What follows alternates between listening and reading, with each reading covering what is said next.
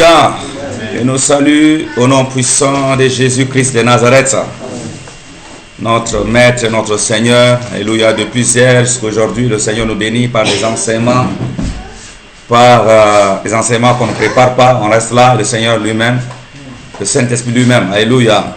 Il nous enseigne et il se saisit de tel ou de tel pour donner les paroles, des connaissances. Et il nous parle par des visions. Alléluia.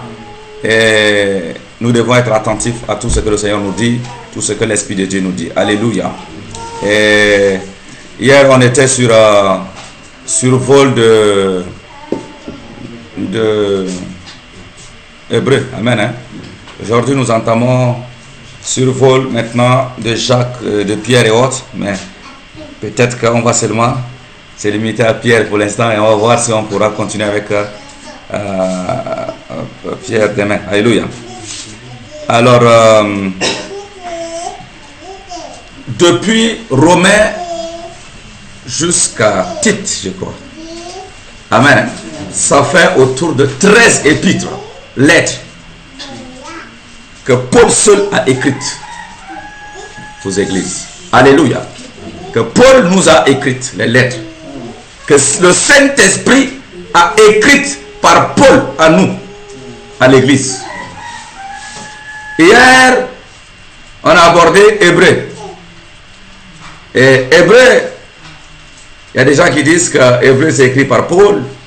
Parce que là, nous voyons les marques de Paul là. Amen. Hein? Mais puisqu'il n'y a pas son nom. Alléluia.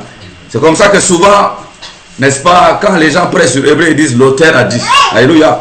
Mais tout ce que Hébreu a dit, n'est-ce pas, ça confirme la parole du Seigneur, les 4 évangiles et tout qui sont les piliers. Alléluia.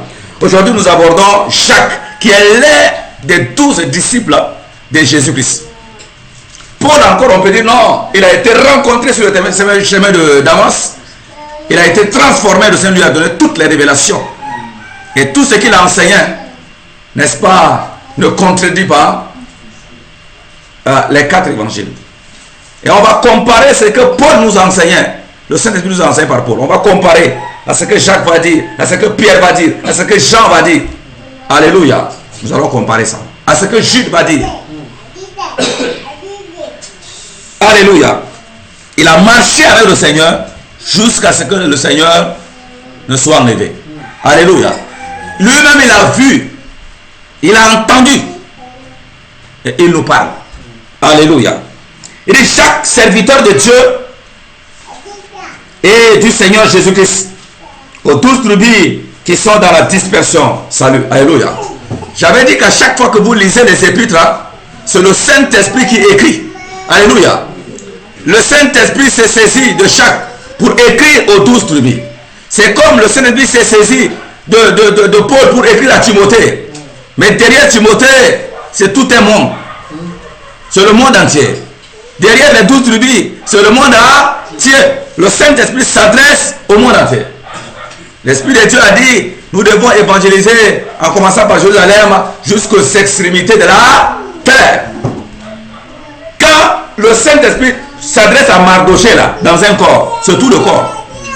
Vous comprenez ça? Très important. Mes frères, regardez comme un sujet de joie complète des diverses épreuves auxquelles vous pouvez être exposés, sachant que l'épreuve de votre foi produit la patience. Mais il faut que la patience accomplisse parfaitement son œuvre, afin que vous soyez parfaits et accomplis, sans faillir en rien. Alléluia. Jacques va exhorter ses frères pour leur dire que la foi en Christ n'est pas exempte, n'est-ce pas, de difficultés, de problèmes, de persécutions, de manquements, bref, des difficultés, de problèmes auxquels ils peuvent faire face, auxquels nous pouvons faire face à tout moment. Il dit, écoutez, vous devez vous rappeler que l'évangile que nous prêchons, c'est l'évangile de la croix également. Nous sommes disciples de Jésus-Christ. Il a dit, si je suis persécuté, alors vous qui me suivez, c'est-à-dire mes disciples, vous allez également être persécutés. Alléluia. Il commence par l'évangile de la croix. Il commence par prêcher, par leur dire, faites attention. Ne prenez pas comme une malédiction, comme quelqu'un m'a envoyé un SMS pour me dire il a prié, il n'a pas eu le gain de cause face aux difficultés, aux problèmes, ça n'a pas agi. Est-ce que ça c'est quoi? Alléluia. Ça veut dire que c'est quelqu'un qui est en train déjà d'abandonner la foi. Il dit non, non, ma soeur. Soit tu revois ton intimité avec le Seigneur. Amen. Hein? Le Seigneur veut d'abord ton cœur. Toi, tu lui exposes le problème. Tu veux ça, tu veux ça, tu veux ça. Mais le Seigneur veut ton âme, que tu sois sauvé et que ton cœur soit pur. Amen. Revois ton intimité, ta relation avec le Seigneur. Soit c'est les épreuves auxquelles tu dois faire face et c'est normal. Amen. Un chrétien, n'est-ce pas, regardez, depuis les épîtres de Paul, il n'y a pas autre chose. On tourne, c'est la même chose. La vie chrétienne, c'est la vie qui fait également face aux problèmes. Mais lorsque nous faisons face aux problèmes, ne réunions pas notre foi. Ne réunions pas Christ. Non. Jacques dit ici, Jacques qui a marché avec Jésus, a dit ici quoi? Prenez ça comme plutôt un sujet de joie. Que vous soyez éprouvés. Que votre foi soit éprouvée. Prenez cela plutôt comme une joie. C'est un sujet de joie plutôt. Et Pierre, quand on va monter sur Pierre là-bas, qui aussi a marché avec Jésus, a dit la même chose. Lui encore, il a vécu en live. Quand on les tabassait, les mettait en prison, les relâchait, ils étaient contents d'avoir participé à ça. Alléluia. À la souffrance. Il dit, c'est plutôt un sujet de joie. Et donc, il a dit, ils doivent supporter, nous devons supporter là, les épreuves et dans la patience, patiemment. Amen. Et supporter dans la patience. Ça doit produire la patience.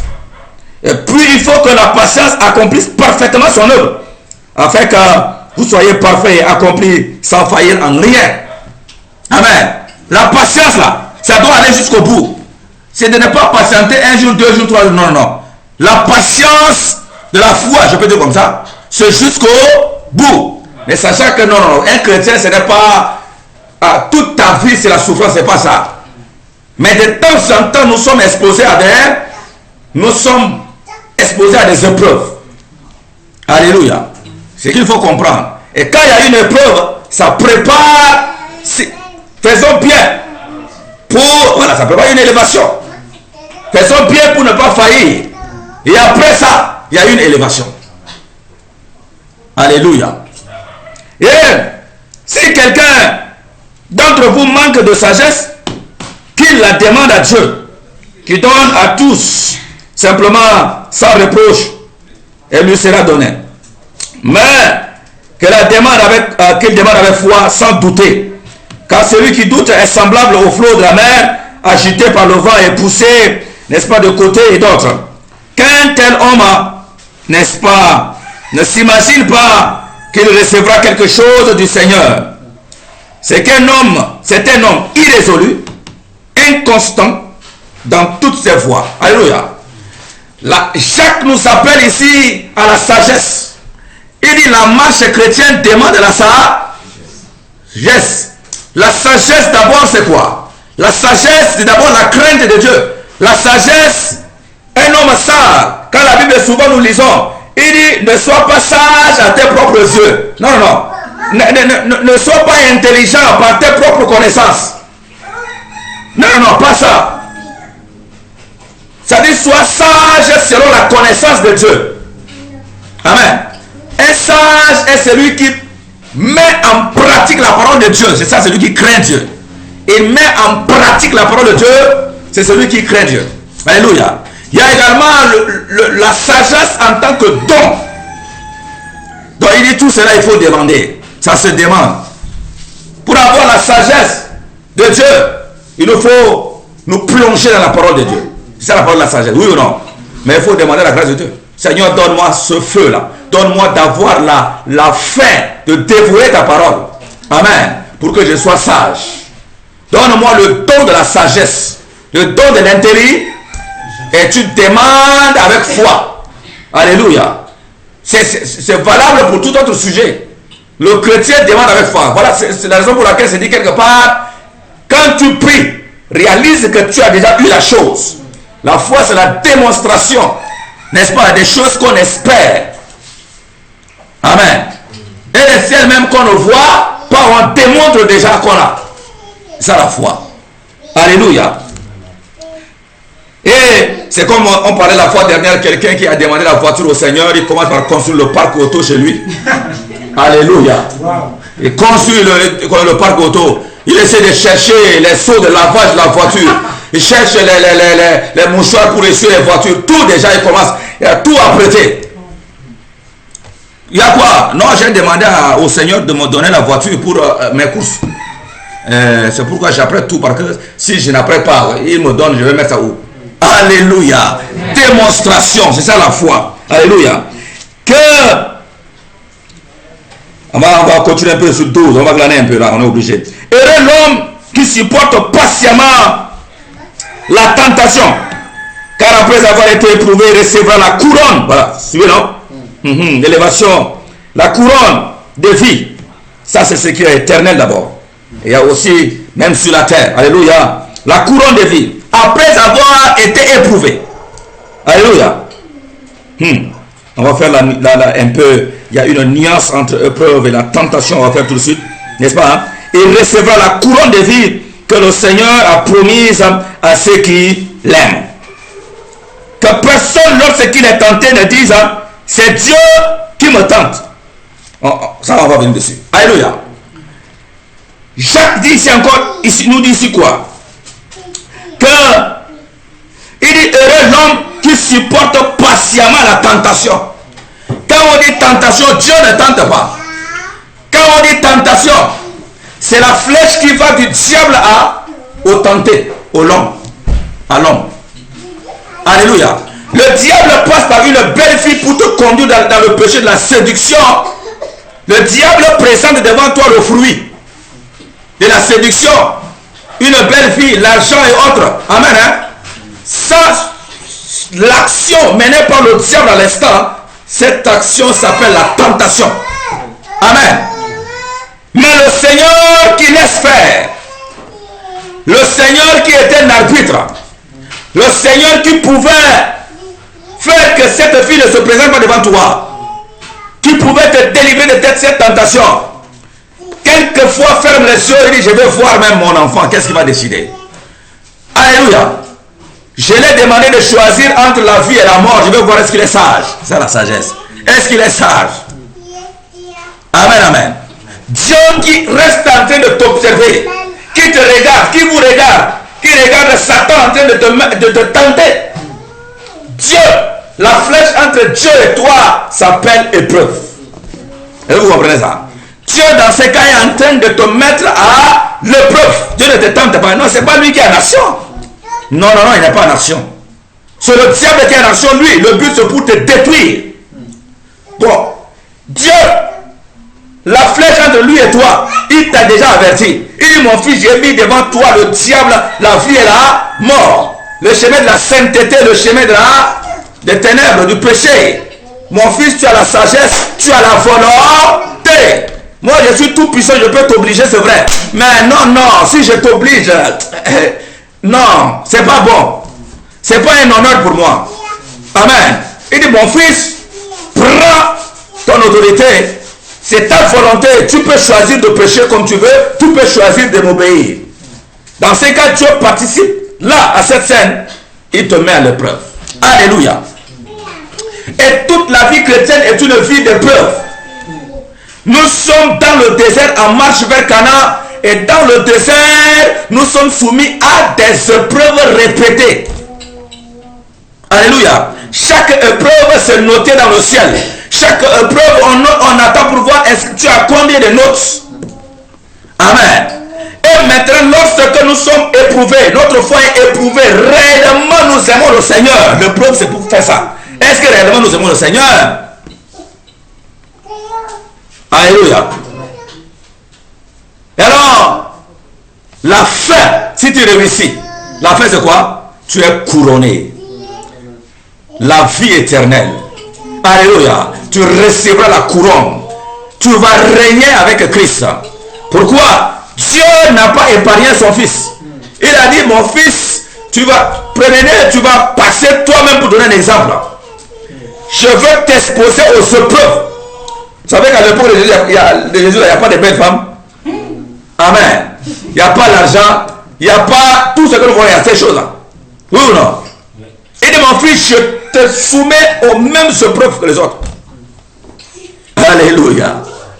Je t'abandonne dans le domaine du diable pour te tenter. Vous comprenez?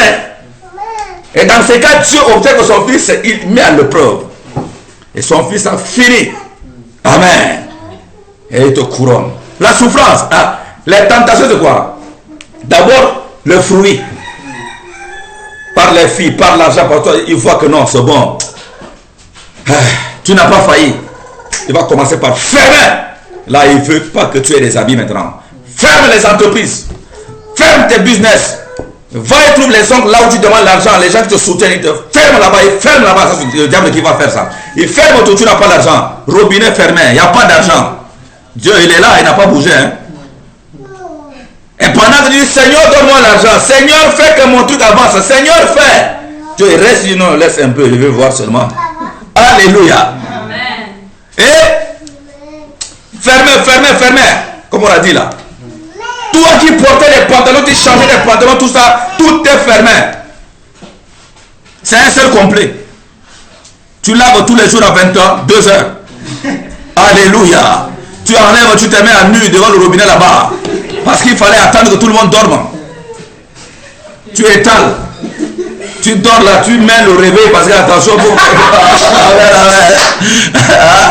4h du matin ou un truc de 3-2 heures, tu sors déjà, tu vois ce bois, tu portes, tu dors avec. Le lendemain, malgré ça, tu sors, tu adores le Seigneur. Alléluia.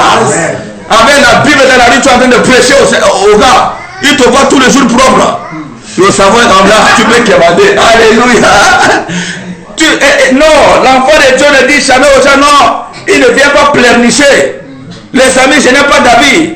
Oh non, je n'ai pas à manger. Non, demain, ma soeur, un enfant de Dieu qui fait ça. Je suis désolé, c'est pas comme ça. Tu es en train de déshonorer Dieu. Laisse-toi éprouver, terminé. Prêche. Tu vois, tu trouves les gens encore qui vivent une situation peut-être que pour toi encore, c'est grave même. Pour toi, c'est même plus grave. Que le Seigneur te bénisse. Tu veux essayer de prier, reçois. Tout ce que tu as demandé, reçois. Tu pries, il va recevoir. Toi, tu n'as pas reçu. Alléluia. Tu es en épreuve. C'est pour un temps. Dès que c'est bon, le Père dans le ciel dit, c'est bon. Hé, éloigne-toi. Diable, là-bas. Tu as tout fait. Il m'aime. Mon fils vient ici. Alléluia. Il dit, je t'ouvre la porte devant toi.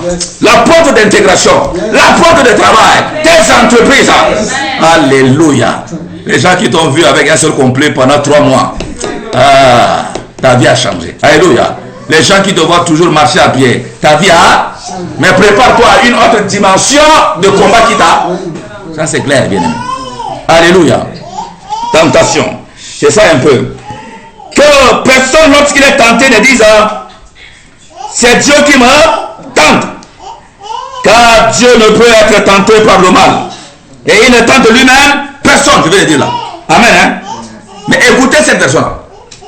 On est aussi tenté par, n'est-ce pas, la convoitise. Les appétits de la chair. Amen. Mais chacun est tenté quand il est attiré et amorcé par sa propre convoitise. Amen. Bon, maintenant quand une belle femme passe devant toi, c'est le fruit que le diable te présente, comme dans le jardin. Et il te dit, est-ce que Dieu t'a réellement dit de ne pas toucher? Alléluia. Passe comme ça, tu vois, tu peux regarder ailleurs. Est-ce que tu as besoin forcément de voir encore 2e vue, 3e vue, 4e vue? Hein? Voilà, c'est ça, c'est l'église là. Chacun est tenté. C'est par ses propres convois, les appétits de la chair te conduisent dans ça. Quand tu vois, tu n'as pas besoin de continuer à voir. Tu détournes ton regard. Tu regardes ailleurs des seigneurs au nom de Yeshua. Tu dois prier. Alléluia. Amen, amen. C'est la convoitise. Regardez. Quand la chair, tu as besoin forcément de la moto. Parce que les gens roulent la moto, tu veux la moto. Tu es là, tu parles ici quand il a fait pour la moto, le diable entend. Alléluia. Il te met dans les affaires floues. C'est pas ça? Tentation. Tu as la convoitise, le diable calcule par rapport à ça, il te met devant. C'est tout. Etc. Etc. Alléluia. La convoitise. Et même dans tes habillements, tu es là toujours sapé. Ah, le diable, ok, c'est une bonne occasion. Tu es sapé, mais tu dis tu n'aimes pas les filles, mais tu es toujours sapé. Sapé, tu sors. J'ai dit sapé ou carrément quand les gens. Tout le monde sait que toi tu es un grand sapé dans le quartier. Non, je ne porte pas un habit en haut, oui. Non, non, que tout le monde porte dans le quartier. Non, quand il sort, de haut en bas, c'est 100 quelques mille. Des habits somptueux. Amen, amen. Cette convoitise charnelle là, ça va te conduire aux tentations. Tu veux ou pas, ça va te conduire aux tentations. Dans la séduction, dans l'impudicité, dans beaucoup de choses. Alléluia. Puis, la convoitise, lorsqu'elle est conçue, enfant de le péché. Et le péché étant consommé, produit la mort. Alléluia. Bien-aimé, quand quelqu'un... L'histoire de la convoitise, regardez. Quand par rapport, par exemple, même aux parures. Et dans les parures, il y a tellement de pièges. Le Seigneur nous a beaucoup révélé ça. Alléluia. Tellement de pièges. Dans les mèches, dans des des rouges à lèvres. Ce sont des pièges là.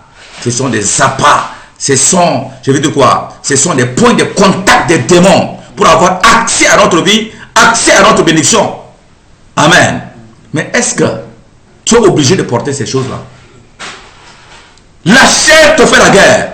Mais est-ce que tu es obligé de satisfaire à la chair? Vouloir coûte que coûte, ça plonge dans ces choses. Et nous devenons maintenant quoi? Entre la main du diable, roi.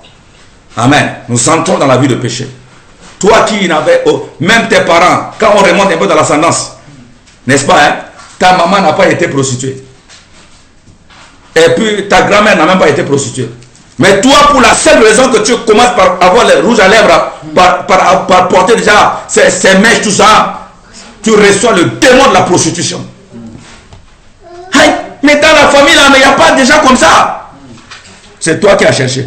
Et tu as trouvé. Alléluia. Ne vous y trompez pas. Ne vous y trompez pas, mes frères bien-aimés. Toute grâce excellente et tout don parfait descend d'en haut, du Père des Lumières, chez lequel il n'y a ni changement, ni ombre de variation. Alléluia. Le don que nous cherchons, la grâce que nous cherchons, la bénédiction que nous cherchons, ce n'est pas dans ce monde. Ça vient du ciel. Demandons au Seigneur, il va nous donner au temps opportun. Alléluia. Tu veux que tes entreprises marchent? Prie seulement. Ne va pas chez les marabouts. Ne va pas chez les satanistes. Est-ce que tu as besoin de faire part avec le diable par les roses, quoi, par quoi? Alléluia. Pour avoir de l'argent, pour avoir de l'or, pour avoir ces bénédictions, tu n'as pas besoin de ça. Alléluia. Tout ce qui est parfait, tout ce qui est excellent, le don, la bénédiction vient du Seigneur. Prie. Et il va te donner ce qui est essentiel pour toi. Alléluia. Ainsi, mes frères bien-aimés, que tout homme soit prompt à écouter. Ça, c'est notre message encore. Alléluia. J'aime l'étude biblique vraiment chapitre par chapitre. Parce que là, il y a plusieurs messages à la fois. Amen. Et ainsi, mes frères bien-aimés, que tout homme soit prompt à écouter.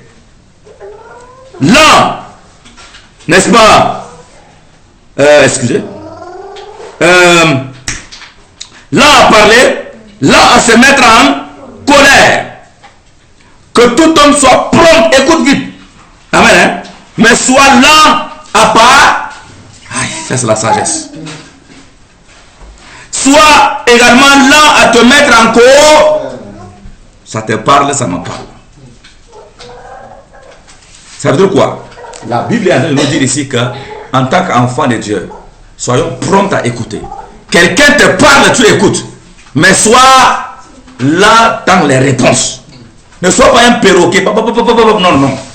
Sois lent dans les réponses. Calcule. Quelqu'un qui est là dans les réponses, calcule d'abord. Il voit les contours. Et il balance. Comme ça. Ah ouais. Et il va juste comme ça, et puis il balance. Alléluia. Et il est lent à la colère. Quand la pulsion de la colère monte, il se maîtrise. Waouh, ça c'est une grâce. Alléluia. Car la colère de l'homme n'accomplit pas la justice de Dieu. C'est pourquoi, rejetant toute souillure et tout excès de malice, recevez avec douceur la parole qui vous a été plantée en vous et qui peut sauver vos âmes. Alléluia. Nous devons recevoir cette parole. Alléluia. 22, suivons bien. Nous sommes en train vers la fin. Mettez en pratique la parole, n'est-ce pas? Et ne vous bornez pas à l'écouter en vous trompant vous-même, n'est-ce pas, par de faux raisonnements. Alléluia. Là, Jacques est en train de dire, l'Esprit de Dieu nous dit ici, un chrétien, un disciple de Jésus, disciple, n'est-ce pas, c'est quelqu'un qui est là au pied du maître. Son plaisir, c'est d'écouter son maître. Son plaisir, c'est de mettre en pratique la parole du maître. Quand on était sur l'étude biblique, sur 1 Timothée 2, ou 2 Timothée 2, 2 Timothée 2, n'est-ce pas, hein?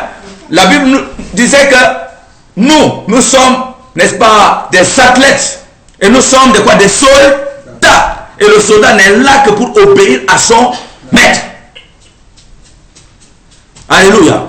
Et donc nous devons mettre en pratique qui nous parle. Ça c'est Jacques qui a marché avec Christ. Amen.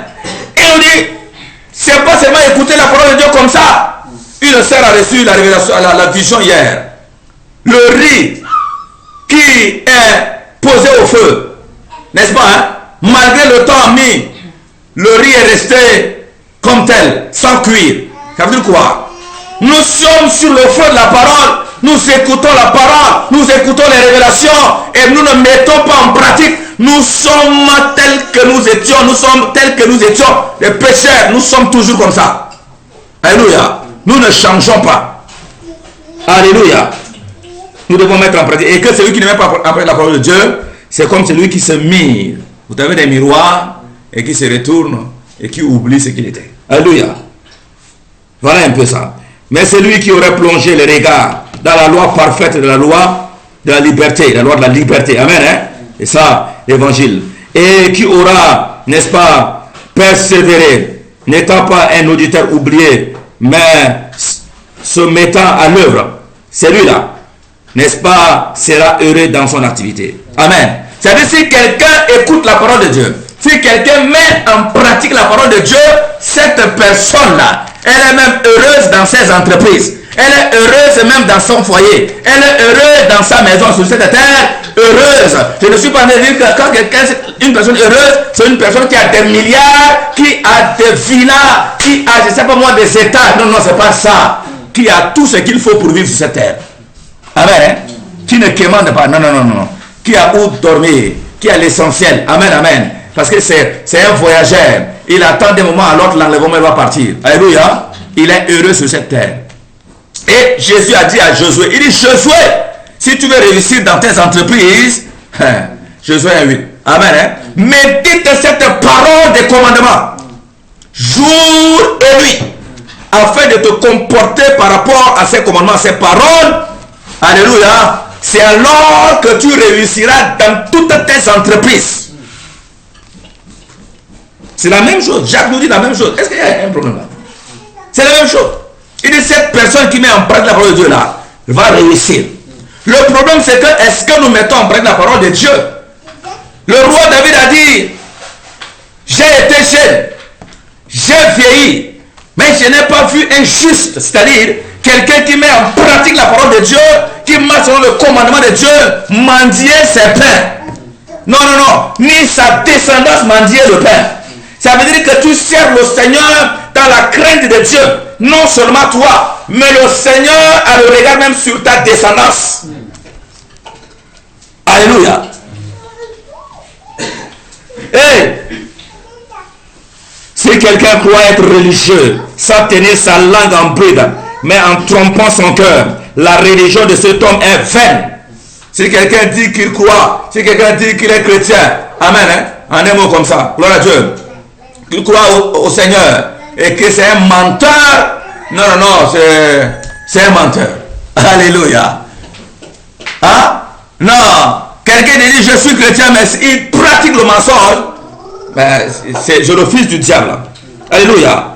27 enfin, pour finir le chapitre 1. La religion pure et sans tache, n'est-ce pas, devant Dieu, notre Père, consiste à visiter les orphelins et les veuves dans leurs afflictions et de se préserver des souillures du monde. Ah, regardez. Amen. La vie chrétienne, être chrétien, c'est se séparer du monde, c'est sortir du milieu du monde, c'est sortir du milieu de péché, des ténèbres et mener une vie de la pureté, de la sainteté, loin des péchés. Ça c'est un. Deux, c'est pratiquer les œuvres sociales, venir en aide aux veuves, aux orphelins, aux démunis. Voilà la raison pour laquelle l'apôtre Paul dit mes mains ont travaillé pour voir à mes besoins et également aux besoins des autres. Le chrétien pratique également les œuvres sociales. Pas seulement tu crois, tu es là dans la sanctification, mais il y a des chrétiens comme ça. Ils ne volent pas, ils ne mentent pas, tout ça. Mais son argent, donner à manger à quelqu'un, aïe aïe aïe, donner à manger à un pauvre, il ne donne pas. Parce que c'est la société comme ça qu'il a enseigné. Vous allez en Europe, dans certains coins, donner comme ça à manger. D'ailleurs, même pour te recevoir, pour que tu dormes sur le chemin, non, va à l'hôtel. Va à l'hôtel là-bas, alors que c'est un pauvre qui ne peut pas louer l'hôtel par jour. Tu lui dis d'aller à l'hôtel là-bas. Alléluia. Donc, voilà un peu.